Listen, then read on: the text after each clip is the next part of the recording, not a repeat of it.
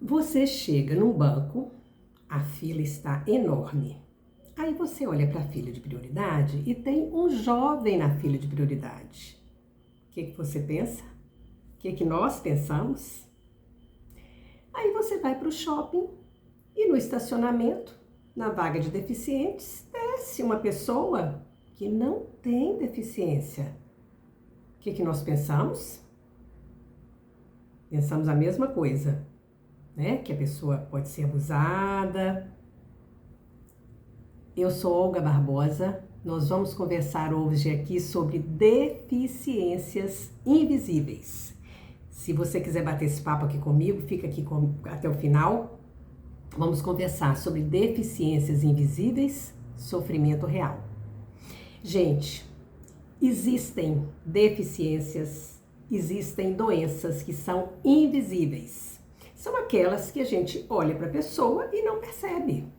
Por exemplo, a pessoa que tem lúpus, a pessoa que tem doença de Crohn, a pessoa que tem esclerose múltipla, que tem fibromialgia, baixa visão, autismo, TDAH e muitas outras, ostomizados e muitas outras.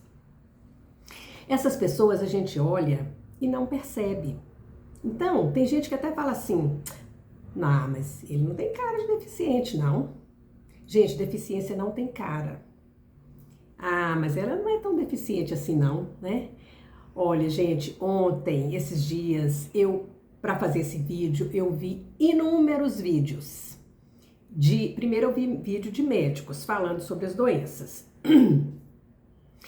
Então, nos vídeos de médicos, eu vi sobre a doença, à luz da ciência, à luz da medicina, mas depois eu passei para os vídeos das pessoas que têm essas doenças, que têm deficiências invisíveis. E aí a gente vê o sofrimento dessas pessoas. Essa pessoa que está na fila de prioridade e é um jovem, é uma jovem, ela pode, por exemplo, ter uma bolsa de colostomia. Essa pessoa que está numa vaga de deficiente no shopping, ela pode ter uma prótese e ter um movimento reduzido, né? Então, gente, o que acontece? A gente não tem consciência dessas coisas e a gente vê, tem pessoas que são inclusive agredidas. Tem um caso de uma moça que tem retinose pigmentar. Retinose pigmentar é o seguinte, a pessoa enxerga, às vezes ela ainda não perdeu a visão, né? Ela enxerga, ela trabalha, ela anda de dia, normal. Quando chega à noite, ela tem que usar uma bengala, que ela não enxerga. Teve uma moça que ela entrou no metrô em São Paulo e ela, como estava um pouco mal iluminado, ela ficou naquela dificuldade, né? E aí alguém logo ofereceu uma cadeira. Assim que ela sentou, ela pegou o celular e começou a olhar o celular. Eles bateram nela, eles avançaram nela. Oh, como pode, né? Que abusada, só queria um lugar para sentar. Tem outros casos, tem o caso de uma moça, ontem eu vi num dos vídeos que eu vi, o caso de uma moça que ela é quase totalmente cega. Mas a gente olhando para ela assim, nem a gente não percebe muito não, sabe? Ela tem um restinho de visão.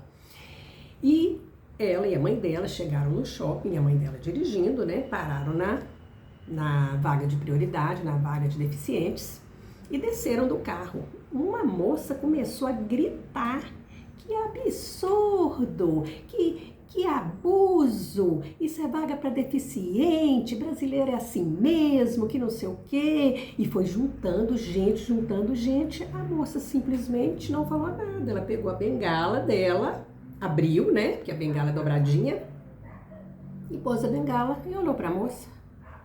A moça ficou com aquela cara, né? Então, a gente não sabe o sofrimento do outro. Pode ter gente abusada? Sim. Mas o melhor é não julgar, né? Tem um caso que aconteceu comigo. Estava eu no mar, né? Lá nadando. De repente chegou um pai com uma criança, um menino assim de uns 8 anos. E ele batia a mão na água e a água espirrava em mim. Eu olhei, né? Já fiz o meu julgamento, né? Poxa vida, né? Aí o pai chegou para mim e falou, olha, não repara não, viu? É porque ele tem autismo, ele não tem assim uma noção do limite. Ai, gente, eu muito envergonhada, né? Falei, não tem problema não, pode deixar ele brincar. Mas eu fiz meu julgamento. E se ele não tivesse falado, eu ia pensar, é um pai negligente com um filho sem educação, né? Então parece, gente, que nós só nos condoemos quando é uma ferida aberta, quando é um cadeirante, um cego. A gente não sabe a dor do outro, sabe? Então eu vi vários depoimentos de um rapaz, por exemplo, que tem doença de Crohn. Doença de Crohn, gente, é uma inflamação do aparelho digestivo como um todo, da boca ao ânus. Então pode ter problema na boca e tudo, mas me parece, eu estou falando aqui, gente, como leiga, não sou médica, não sou da área, me parece que é mais no intestino, sabe? Então a pessoa tem muitas dores abdominais e tem muita diarreia. Esse rapaz, que eu assisti o vídeo dele, ele falou que ele teve diarreia, assim, dias seguidos. E aí chegaram à conclusão que não era nada que ele tinha comido, né? Foram fazer exame e tal. O intestino dele ficou tão ulcerado, ferido, que ele teve que fazer uma cirurgia e tiraram uns 80 centímetros de intestino.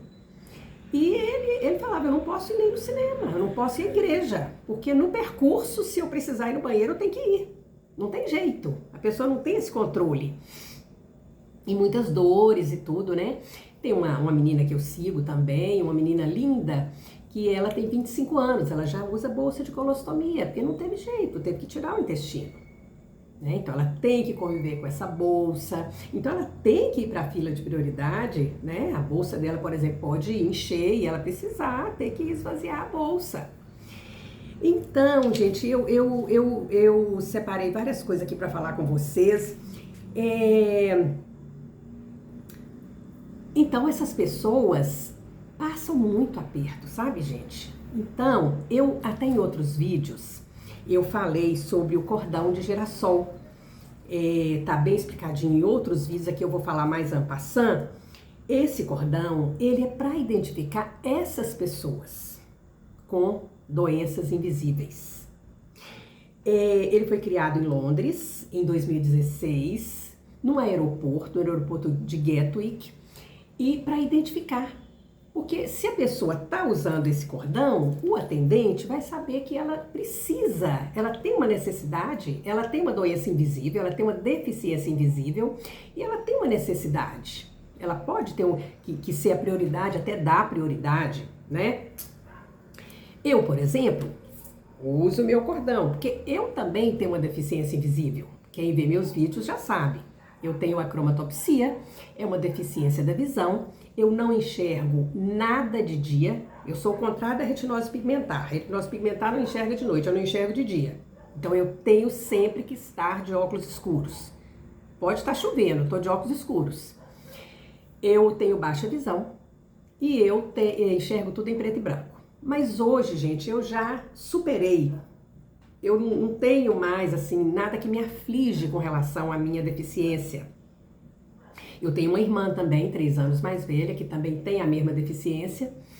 Mas eu sinto que eu superei, sabe? Então eu falo para todo mundo, eu chego, se eu precisar de um atendimento prioritário, eu falo, né? Mas isso aqui serve para identificar.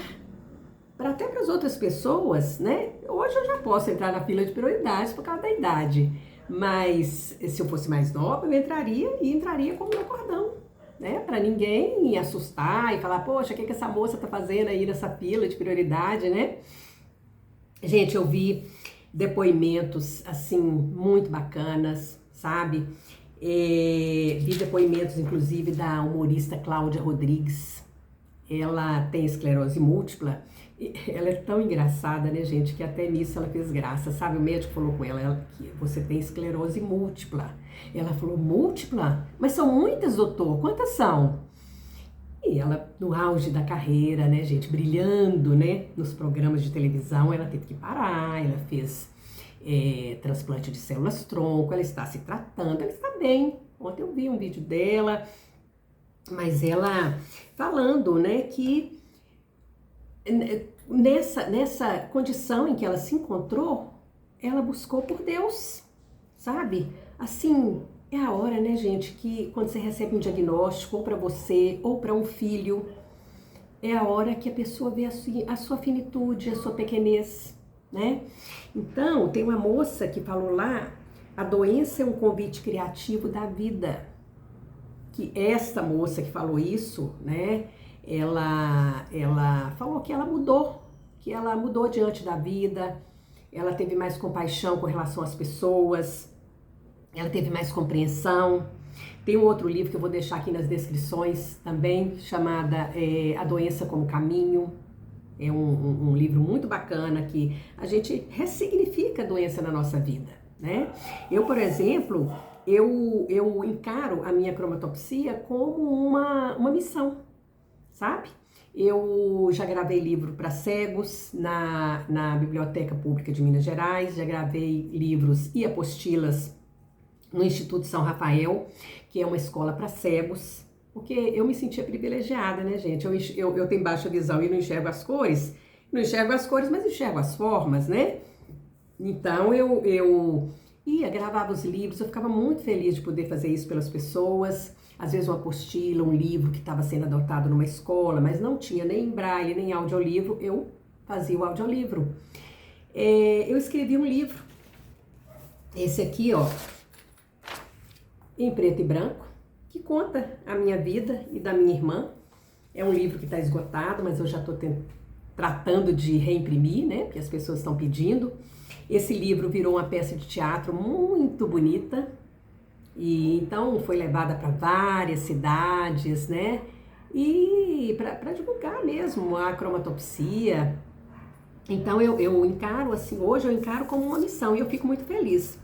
Então, a Cláudia Rodrigues falou dessa questão que ela procurou Deus, né? Ela buscou em Deus no seu sofrimento. E o meu pai, ele, quando a minha irmã, 3 anos mais velha do que eu, que tem também a cromatopsia, há mais de 60 anos atrás, ela era pequenininha, tinha uns 2 aninhos, né? E eles moravam no interior, meus pais, eles trouxeram ela para Belo Horizonte para buscar no maior oftalmologista do Brasil na época, que era o Dr. Hilton Rocha. Mas não existia diagnóstico. Então, o que ele falou foi o seguinte, olha, ela tem um problema de visão irreparável, não pode ser corrigido nem por meio de cirurgia, e provavelmente ela não vai conseguir nem estudar, porque a visão dela é muito baixa, né? A minha mãe ficou em lágrimas, né? Chorou muito. Mas quando ela chegou em Tambacuri, o meu pai pegou as duas, elas chegaram lá, né, no aeroporto local, na época tinha, né? Então, ele viu a tristeza da minha mãe, ele também ficou assim, como se fosse, quando ela contou, ele pensou que talvez seria algo irrecorrível, né? Mas só que ele buscou também em Deus, na fé inabalável. Aí ele falou para ela, enxugue suas lágrimas. Há um médico maior que todos os médicos da terra, cuja ciência excede a todas as ciências, cujo trono está mais alto que todas as estrelas. E esse médico é Deus. Então ele não aceitou o prognóstico e ele quase que fez uma profecia. Eu encaro como uma profecia. Ele falou assim, nossa filha vai estudar, ela vai se formar para professora, porque na época era o grau almejado para as mulheres, né? Ela vai se formar para professora e vai ajudar muito na sociedade.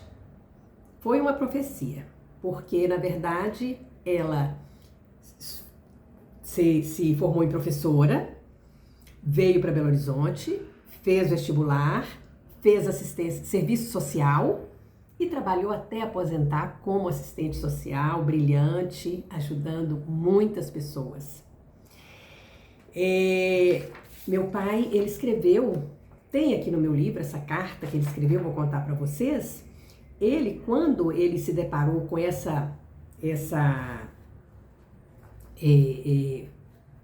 o que foi falado, né, pela minha irmã, ele falou assim, ele escreveu: a ciência dos homens progride e se aperfeiçoa em todos os sentidos, mas jamais conseguirá medir a extensão da dor. Essa carta que ele escreveu, gente, está aqui no meu livro. Ele escreveu para minha irmã quando ela se formou na faculdade, contando para ela toda a trajetória dela, desde pequenininha até ela receber o diploma universitário. Então, é isso, pessoal. O que eu tenho para dizer hoje é isso. A minha proposta, vamos parar de julgar. Se tiver alguém numa fila de prioridade, numa vaga prioritária, não vamos julgar. Essa pessoa pode ter uma deficiência, uma doença invisível, mas uma dor real, um sofrimento real. Se você gostou desse vídeo, dá um like, compartilha com alguma pessoa que você sabe que tem uma deficiência invisível e sofre por causa disso.